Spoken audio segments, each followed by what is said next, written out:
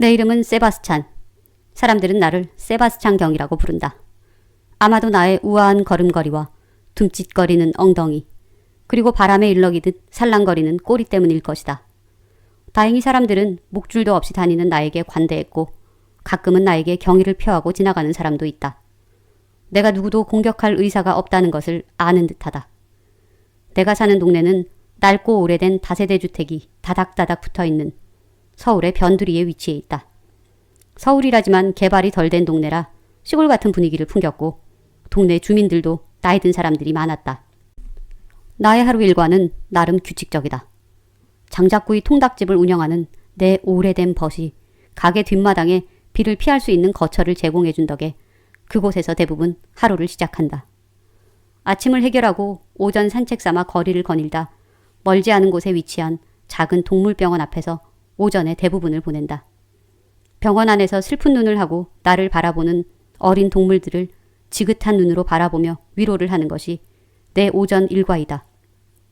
가끔 흰 가운을 입은 병원 관계자가 점심을 내어주면 정중히 감사 인사를 하고 천천히 음미하며 식사를 한다. 오후의 대부분은 또 멀지 않은 곳에 위치한 길 건너의 미용실에서 보낸다. 횡단보도 앞에서 점잖이 파란불이 되길 기다렸다 길을 건너면 같이 건너는 사람들이 호들갑스레 박수를 치며 환호를 보내기도 한다. 파란불에 길을 건너는 것이 왜 환호를 보낼 일인지는 모르겠지만 예의상 지그시 고갯짓을 하고 미용실로 향한다. 길을 건너자마자 위치한 미용실에는 갈색 암푸들이 산다. 얼마나 새침하고 장난을 좋아하는지 앙칼진 소리를 내며 내 등에 올라타거나 엉덩이를 물듯 달려들기도 한다. 그런 장난쯤 살짝 몸을 비틀어 비켜서 주면 그만이다.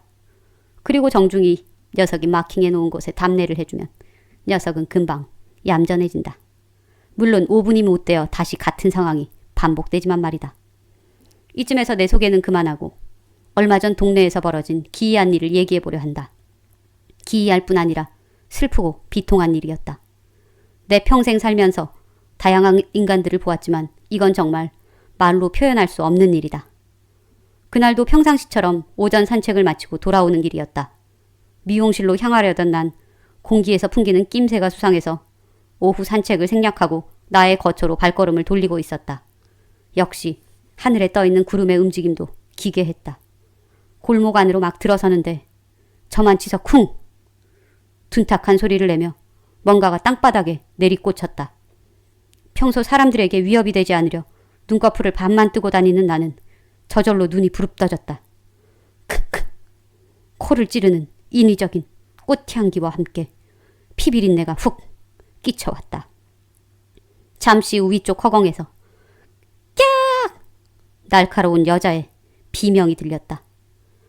4층에서 창밖으로 허리를 걸치고 목을 빼 아래를 보는 사색이 된 여자. 여자의 비명에 사람들이 모여들었다. 누군가는 전화기를 들어 구급차를 부르고 누군가는 떨어진 작은 사람, 여자아이를 살폈다. 사람 나이로 4살쯤 되어 보이는 가냘픈 아이였다. 곧이어 4층 창에서 사색이 되었던 여자가 뛰어내려와 아이를 붙잡고 오열을 했다. 반쯤 실성한 듯 보이는 여자에게서도 크크 흐릿하게 인위적인 꽃향기가 났다. 그리고 또 하나, 채 얼마 되지 않은 생생한 음식 냄새가 진하게 풍겼다. 모여든 사람들과 거리를 두고 먼 발치에서 상황을 지켜보았다. 요란하게 사이렌을 울리며 구급차와 경찰차가 도착했고 이미 숨진 아이는 흰천에 씌어져 구급차에 실렸다. 아이 엄마인 듯 보이는 여자까지 경찰차를 타고 사라지자 웅성대던 사람들은 금세 흩어졌다. 혼자 남은 나는 피웅덩이가 고여있는 아이의 마지막 흔적 주변을 배회했다. 내가 본 가장 어린 인간의 죽음이었다. 나도 오래전 새끼를 잃은 적이 있었다. 강제로 내 품에서 떼어진 새끼가 얼마 못 가 쓰레기통에 버려지던 날, 난 내가 살던 그곳에서 탈출했다. 피웅덩이 위로 굵은 빗줄기가 거세게 퍼부어 내렸다. 모든 냄새가 빗줄기와 함께 흩어졌다. 난 아이가 떨어진 건물의 쓰레기 더미 주변에서 잠시 코를 벌름거리다 내 거처로 돌아왔다. 어린아이에게선 진한 향수 냄새와 함께 굶주림의 신내가 났다. 곰팡이 핀 나무 등걸의 퀴퀴한 냄새와 토사물의 신내가 버무려진 굶주림의 냄새는 인간이 절대 감지할 수 없는 영역이다. 아이는 오래된 굶주림의 냄새를 풍기고 있었다. 하지만 어미로 보이는 여자에게서는 갖가지의 생생한 음식 냄새가 풍겼다. 찌익. 온전하던 현실 세계가 찢어지고 뒤틀리는 소리가 들렸다. 긴 밤이 되겠군. 나는 미리 눈을 붙여두려 처마 밑에서 몸을 웅크렸다. 무섭게 쏟아지던 비가 동네의 불빛이 대부분 꺼졌을 때쯤 말짱이 개었다. 요란하고 눈치 없는 하늘이다. 낮에 내린 비 덕분에 새벽 공기가 티끌 하나 없이 깨끗했다.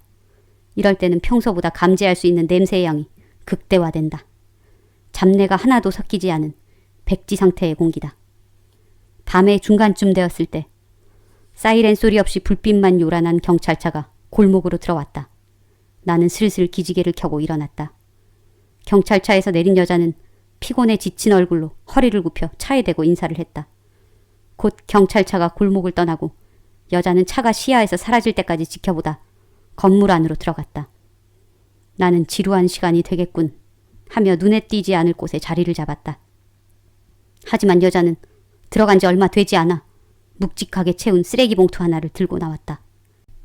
잠시 주변을 두리번거리던 그녀는 어둠 속에서 머뭇하다가 봉투를 내던지고 서둘러 들어갔다.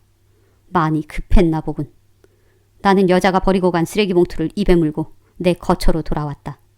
쓰레기 봉투 안에는 비릿한 아이의 냄새가 가득 배어 있었다.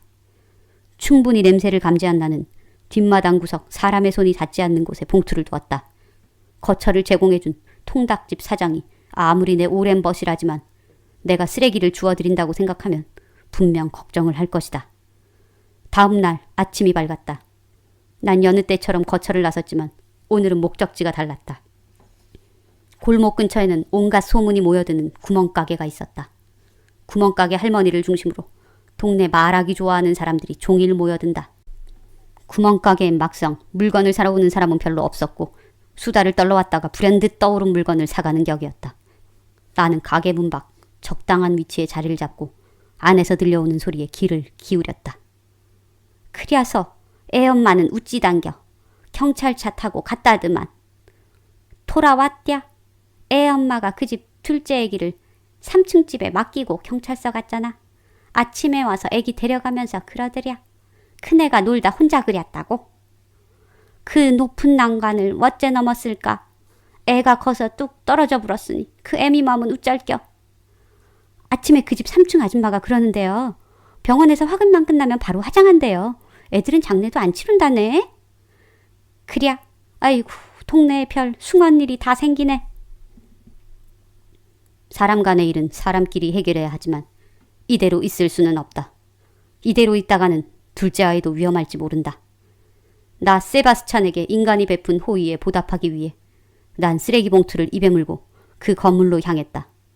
아이의 냄새가 잔뜩 배인 봉투 안의 물건을 알아봐 줄 사람이 필요했다. 여자가 그렇게도 급히 처분하려 했다면 중요한 뭔가가 있을 것이다. 경찰서로 가져가 봤자 쓰레기 뒤지는 유기경 취급을 받을 것이다. 난 건물 주변 동태를 살피다 3층으로 갔다. 3층 현관 앞에 봉투를 찢어 물건들을 적당히 뿌려놓고 온 힘을 다해 뛰어올라 벨을 울렸다. 두 번째 벨이 울리자 안에서 인기척이 났다. 난 사람이 나오기 전에 유유히 계단을 타고 내려왔다. 얼마간의 시간이 흐르자 여러 대의 경찰차와 감식반이 왔다 갔다. 어머, 어떻게 저럴 수가 있어? 엄마가 어떻게 자기 자식을? 그러게 말이야. 근데 왜 그랬대? 애가 자기 향수를 쏟았대. 그래서 화가 나서 그랬대. 세상에 고작 향수 때문에? 그러게 말이야. 죽은 애 물건들은 누가 3층 앞에 뿌려둔 거야?